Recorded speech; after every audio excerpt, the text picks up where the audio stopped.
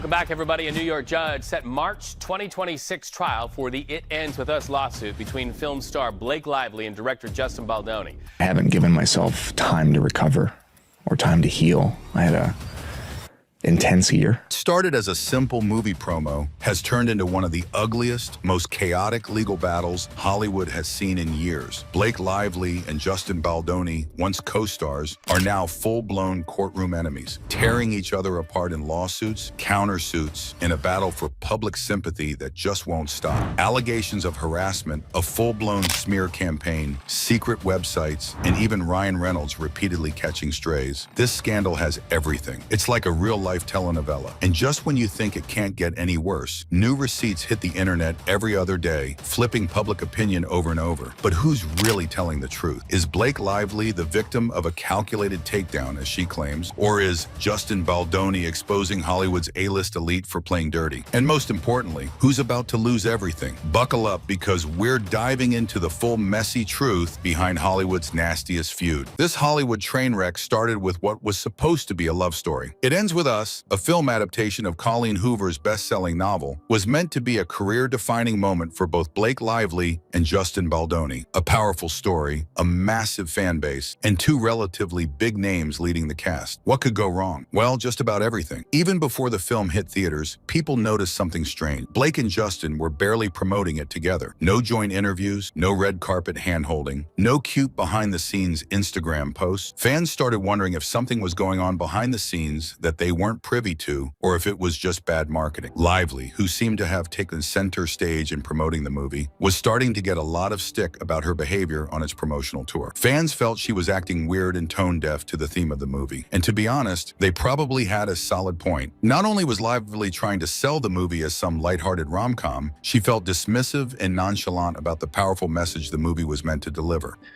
Understands the themes of this movie, comes across you in public, and they want to really talk to you. What's the best way for them to be able to talk to you about this? How would you recommend they go about it? Like asking for like my address or my phone number or like my location share? To make matters worse, Lively didn't back down. She went on to drop a now deleted TikTok video lip-syncing to some viral song, flipping her hair and looking playful, seemingly in defiance to her critics. Now, what's wrong with a little TikTok fun? Well, according to fans of the book that inspired the movie, everything. Many expected her to use her platform to discuss powerful topics like domestic abuse, trauma, and breaking toxic cycles. But unfortunately, she did none of it. Probably why fans lost their minds anytime she came on camera to promote the movie. And this exactly is where the first cracks in the Blake and Justin facade started to show. Guess who did not step in to help her manage the bad press? Justin Baldoni. The fact that he remained silent with no show of support or damage control said it all. Lively taking center stage wasn't a marketing move. Something way bigger was brewing behind the scenes. When it comes to lawsuits, no other industry is touching Hollywood. Actors slamming lawsuits against each other is just another Tuesday, but this shocking lawsuit by Lively, it dropped like a bomb and escalated at lightning speed. Not only did she accuse Baldoni of harassment, but she alleged he had been making considerable efforts to make her look bad in the media. Lively alleged that Baldoni abused his power as a director and producer, making inappropriate comments, crossing professional boundaries, and creating an environment that was so unbearable that she almost quit the project altogether. That's some pretty wild accusations. It's one thing to have issues with a director of a movie, but it's a whole other situation when you accuse that director of heavy stuff like this. And here's where things get even messier. Blake claims Baldoni worked with a PR crisis firm to plant stories about her mental health struggle, basically trying to paint her as unstable to discredit her lawsuit. Baldoni, who had been massacred on social media following Lively's accusations, didn't take the smear on his name lying down. He wasn't about to play defense and get bullied to oblivion. So what does he do? He flipped the script, filing a countersuit against Blake Lively and her husband Ryan Reynolds. Yeah, Baldwin wasn't messing around. In his own lawsuit, Baldoni straight up accused Lively and Reynolds of extortion and defamation, claiming they were trying to finesse him into giving up control of his movie, but he wasn't naive. But that wasn't all the countersuit entails. Baldoni gave everyone a shocker when he revealed he has proof, emails, texts, and recorded conversations, both visual and audio, that will expose every one of Lively's allegations as false. Baldoni was basically trying to tell the fans that Lively and Reynolds weren't victims. They were the real masterminds behind a Hollywood shakedown. But Baldoni and his team quickly realized that their countersuit didn't do much to sway the court of public opinion. Lively still had the upper hand, pushing the victim narrative strongly, and people were lapping it up. Many didn't really believe he actually had undeniable evidence that proved his innocence. So Baldoni, who had been acting fairly cool and on the defensive, decided to launch his first attack. And what did he do? He created an entire website dedicated to clearing his name. It turned out he actually had the receipts, stacks of them, burning a hole in his hard drive. Since he was still being crucified as the bad guy on the internet, Baldoni probably thought, why not blow the lid off this situation? And what better way to do that than to buy a whole domain name to give fans and critics exclusive access to view undeniable evidence of his innocence, including emails, behind-the-scenes footage, audio recordings, and legal documents. Do you know how wild this move from Baldoni was? We doubt if anybody had gone to such great lengths to defend their name. It's obvious he didn't care about proving his innocence in court. He cared more about what the public was saying about him, and that website filled with receipts changed everything. And just like that, the narrative shifted massively. Lively no longer had the upper hand. The drama had gone from the courtroom to conspiracy theories. The question everyone was asking was, who's actually telling the truth? Is Blake Lively really a victim? Or did Baldoni just expose a secret Hollywood takedown? Talk about epic drama. The interesting thing about this saga is the unending back and forth. The moment Blake Lively's initial lawsuit dropped, hashtags like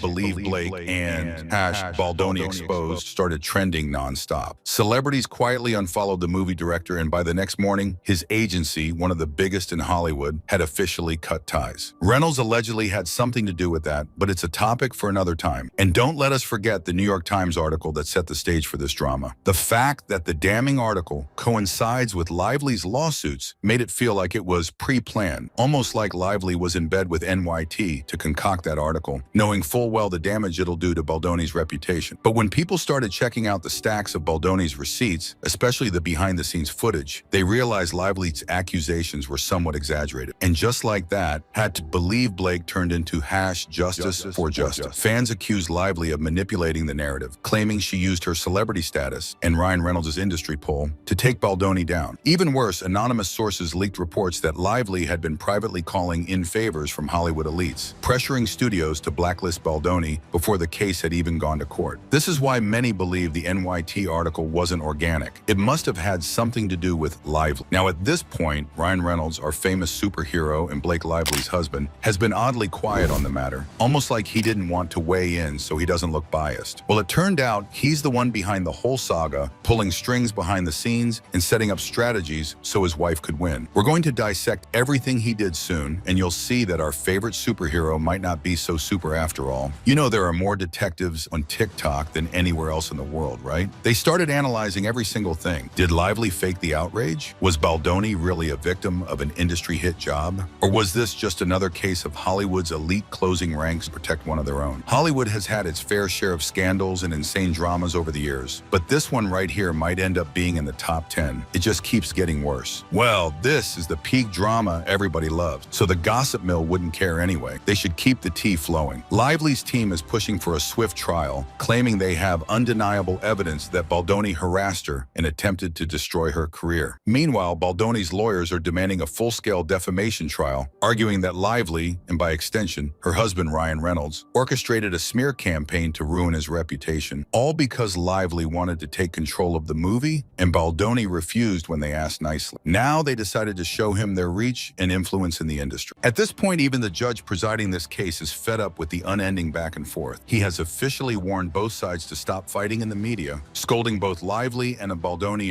for turning this lawsuit into a Hollywood circus, reminding them that trials happen in the courtroom, not on social media. But will they listen? Highly doubtful. Public perception is everything when it comes to the entertainment industry. It wouldn't matter if you're able to prove your innocence beyond a reasonable doubt in court and the public doesn't believe you. This is probably why Baldoni decided to release all those receipts. He needed the public to see for themselves and be the judge. And the crazy thing is, it could help him greatly when the trial begins. Legal analysts are already comparing this case to Depp versus Heard, predicting that it could drag on for years. If it goes to trial, we're looking at months of witness testimonies, leaked emails, and courtroom theatrics that could expose both Lively and Baldoni in ways they never expected. expect. This saga could destroy both their careers, and no one would come out of this a winner. But there's another possibility: settlement. Hollywood loves a scandal, but it loves a quiet cover-up even more. If one side has explosive evidence that could ruin the other, this case could end with a massive payout in sealed court documents that the public will never see. So who do you think is winning this fight? Are you Team Blake despite all the receipts, or are you Team Justin? Let's hear your thoughts in the comments. Also, leave us a like and subscribe to our channel. This drama is nowhere near its peak yet.